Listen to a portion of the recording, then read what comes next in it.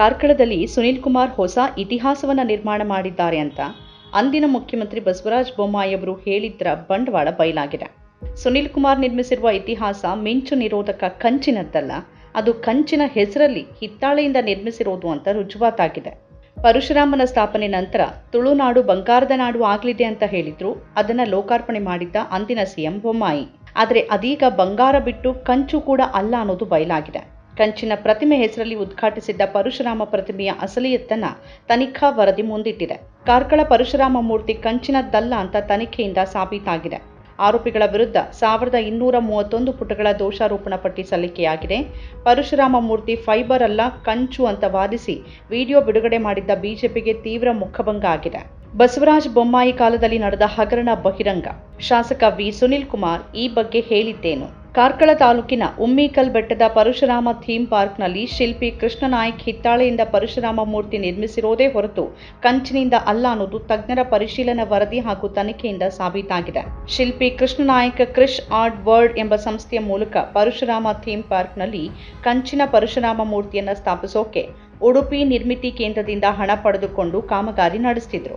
ಕೃಷ್ಣನಾಯ್ಕ್ ಕಂಚಿನ ಮೂರ್ತಿಯನ್ನ ಮಾಡದೆ ನಕಲಿ ಪರಶುರಾಮ ಮೂರ್ತಿಯನ್ನ ನಿರ್ಮಿಸಿ ಸರ್ಕಾರಕ್ಕೆ ವಂಚನೆ ಮಾಡಿರುವುದಾಗಿ 2024 ಜೂನ್ 21ರಂದು ಕಾರ್ಕಳದ ಕೃಷ್ಣ ಶೆಟ್ಟಿ ನೀಡಿದ ದೂರಿನಂತೆ ಕಾರ್ಕಳ ನಗರ ಪೊಲೀಸ್ ಠಾಣೆಯಲ್ಲಿ ಪ್ರಕರಣ ದಾಖಲಾಗಿತ್ತು.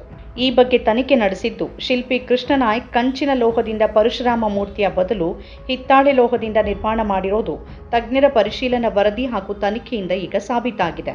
ಉಡುಪಿ ನಿರ್ಮಿತಿ ಕೇಂದ್ರದ ಯೋಜನಾ ನಿರ್ದೇಶಕ ಅರುಣ್ ಕುಮಾರ್ ಹಾಗೂ engineer Sachin Y Kumar work ಆರ್ಡರ್ನಲ್ಲಿದ್ದ ಷರತ್ತುಗಳನ್ನು ಪಾಲಿಸದೆ 2023 ಅಕ್ಟೋಬರ್ 12ರಂದು ಪರಶುರಾಮ ಮೂರ್ತಿಯ ಸೊಂಟದಿಂದ ಮೇಲ್ಭಾಗವನ್ನು ಉಮ್ಮಿಕಲ್ ಬೆಟ್ಟದಿಂದ ತೆಗೆದುಕೊಂಡು ಹೋಗಿ ಅಲೆವೂರು ಗ್ರಾಮದ ಪ್ರಗತಿ ನಗರ ಎಂಬಲ್ಲಿರುವ ನಿರ್ಮಿತಿ ಕೇಂದ್ರಕ್ಕೆ ಸಂಬಂಧಿಸಿರುವ ಶೆಡ್ನಲ್ಲಿ 2024 ಫೆಬ್ರವರಿ 25ರ ತನಕ ಇಟ್ಕೊಂಡಿದ್ರು. ಆದರೆ ಮೂರ್ತಿಯ ಸೊಂಟದಿಂದ ಮೇಲ್ಭಾಗವನ್ನ ಶಿಲ್ಪಿ ಕೃಷ್ಣನಾಯ್ಕ್ಗೆ ಹಸ್ತಾಂತರ ಮಾಡಿದ್ದು ಆತ ಅದನ್ನ ಬೆಂಗಳೂರಿಗೆ ಸಾಗಾಟ ಮಾಡಿರುವುದಾಗಿ ಅರುಣ್ ಕುಮಾರ್ ತಪ್ಪು ಮಾಹಿತಿಯನ್ನು ನೀಡಿದ್ದಾರೆ. ಈ ಮೂಲಕ ಆರೋಪಿಗಳಾದ ಶಿಲ್ಪಿ ಕೃಷ್ಣನಾಯ್ಕ್, ಉಡುಪಿ ನಿರ್ಮಿತಿ ಕೇಂದ್ರದ ಯೋಜನಾ ನಿರ್ದೇಶಕ ಅರುಣ್ ಕುಮಾರ್ ಹಾಗೂ ಎಂಜಿನಿಯರ್ ಸಚಿನ್ ವೈ ಕುಮಾರ್ ಅಪರಾಧಿಕ ಒಳಸಂಚು ಮತ್ತು ನಂಬಿಕೆ ದ್ರೋಹ ಮತ್ತು ವಂಚನೆ ಎಸಗಿ ಸಾಕ್ಷಿ ನಾಶ ಮಾಡಿರುವುದು ಕಂಡುಬಂದಿದೆ.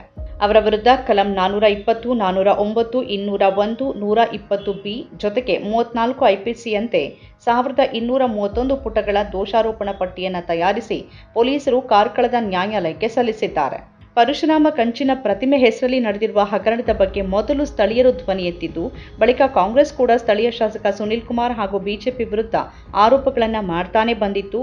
ಕಾರ್ಕಳದ ಹಲವು ಹಿಂದುತ್ವ ಕಾರ್ಯಕರ್ತರು ಈ ಬಗ್ಗೆ ತೀವ್ರ ಆಕ್ರೋಶ ವ್ಯಕ್ತಪಡಿಸಿದ್ರು.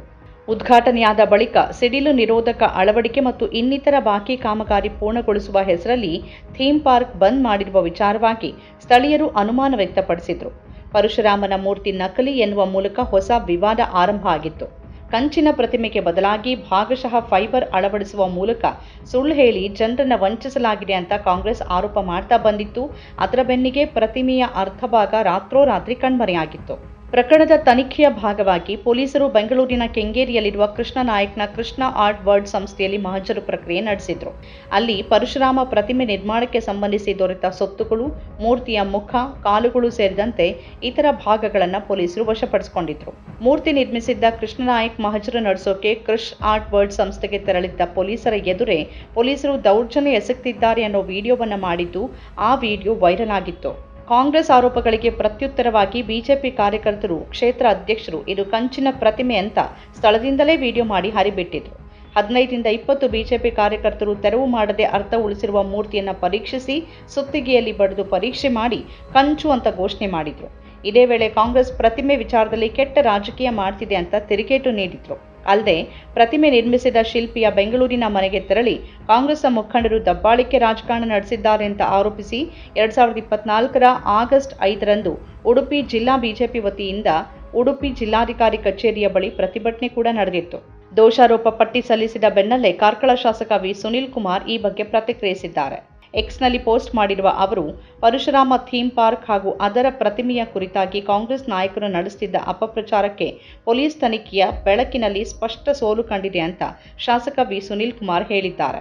ಹಿತ್ತಾಳೆ ಬಳಸಿ ಮಾಡಲಾದ ಪ್ರತಿಮೆ ಫೈಬರ್ನಿಂದ ತಯಾರಿಸಲಾಗಿದೆ ಅನ್ನೋದು ಕಾಂಗ್ರೆಸ್ ವಕ್ತಾರರು ಮತ್ತು ಕೆಲ ಟೂಲ್ ಕಿಟ್ ಕಾರ್ಯಕರ್ತರು ಸಾಮಾಜಿಕ ಮಾಧ್ಯಮಗಳಲ್ಲಿ ಮಿತಿಮೀರಿ ಅಪಪ್ರಚಾರ ನಡೆಸಿದ್ರು. ಈ ಆರೋಪಗಳ ಬಗ್ಗೆ ತನಿಖೆ ನಡೆಸಿದ ಕಾರ್ಕಳ ಪೊಲೀಸರು ನ್ಯಾಯಾಲಯಕ್ಕೆ ಸಲ್ಲಿಸಿದ ಆರೋಪ ಪಟ್ಟಿಯಲ್ಲಿ ಪರಶುರಾಮನ ಪ್ರತಿಮೆ ಹಿತ್ತಾಳೆಯಿಂದ ತಯಾರಿಸಲಾಗಿದೆ ಅಂತ ಸ್ಪಷ್ಟಪಡಿಸಿದ್ದಾರೆ. ಪ್ರತಿಮೆಯ ಸೊಂಟದ ಮೇಲ್ಭಾಗವನ್ನು ಮರು ವಿನ್ಯಾಸಕ್ಕಾಗಿ ತೆಗೆದು ಇಡಲಾಗಿತ್ತು ಅಂತ ತಿಳಿಸಿದ್ದಾರೆ. ಈ ಬೆಳವಣಿಗೆ ಹಿನ್ನೆಲೆಯಲ್ಲಿ ಈವರೆಗೂ ಅನುಮಾನವನ್ನು ಉಂಟು ಮಾಡ್ತಾ ಇದ್ದ ಫೈಬರ್ದು ಅನ್ನೋ ಸುಳ್ಳು ಮಾಹಿತಿ ಸಂಪೂರ್ಣವಾಗಿ ಮಸುಕಾಗಿದೆ. ಇನ್ನಾದರೂ ರಾಜ್ಯ ಸರ್ಕಾರ ಪರಶುರಾಮ ಥೀಮ್ ಪಾರ್ಕ್ಗೆ ನಿಗದಿ ಮಾಡಿದ್ದ ಅನುದಾನವನ್ನು ತಕ್ಷಣ ಬಿಡುಗಡೆ ಮಾಡಬೇಕು. ಈ ಪವಿತ್ರ ತಾಣವನ್ನು ಪ್ರವಾಸೋದ್ಯಮದ ನಕ್ಷೆಯಲ್ಲಿ ಪುನಃ ಸ್ಥಾಪಿಸಬೇಕು. ಅಭಿವೃದ್ಧಿಯ ವಿಷಯದಲ್ಲಿ ನಡೆಯುವ ದ್ವೇಷ ರಾಜಕಾರಣಕ್ಕೆ ತೆರೆ ಬೀಳಬೇಕಾಗಿದೆ ಅಂತ ಒತ್ತಾಯಿಸಿದ್ದಾರೆ. ಆದರೆ ಈ ಹಿಂದೆ 2 ಕೋಟಿ ರೂಪಾಯಿ ವೆಚ್ಚದಲ್ಲಿ ನಿರ್ಮಿಸಲಾದ ಟನ್ಗಟ್ಟಲೆ ಕಂಚು ಬಳಸಿರುವ ಮಿಂಚು ನಿರೋಧಕತೆ ಇರುವ ಪ್ರತಿಮೆ ಅಂತ ಅಬ್ಬರದ ಪ್ರಚಾರ ಪಡುತ್ತಿದ್ದ ಕಾರ್ಕಳ ಶಾಸಕರು ತನಿಖಾ ವರದಿ ಅದು ಹಿತ್ತಾಳೆಯಿಂದ ನಿರ್ಮಿಸಿದ್ದು ಎಂದಿರುವ ಬಗ್ಗೆ ಮಾತನಾಡ್ತಾನೇ ಇಲ್ಲ.